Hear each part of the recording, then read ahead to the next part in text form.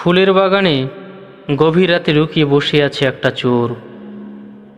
মৃদু জ্যোৎস্না, পাতলা অন্ধকার, ওড়াউড়ি করছে পেঁয়াজা তুলোর মতন মেঘ।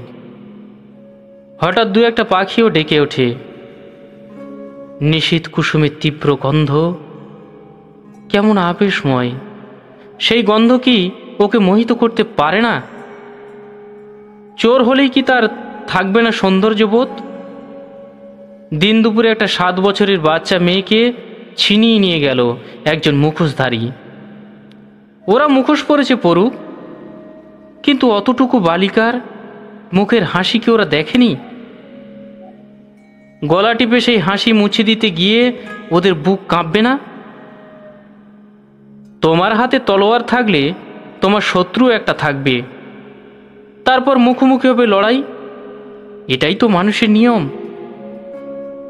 যারা পেছন দিক থেকে আঘাত হানে, নিরস্তকে পুড়িয়ে মেরে অট্ট হাসিতে হাওয়া কাঁপায়, তারা কি মানুষ? জনসংখ্যা যত বাড়ছে ততই মানুষের সংখ্যা কমে যাচ্ছে।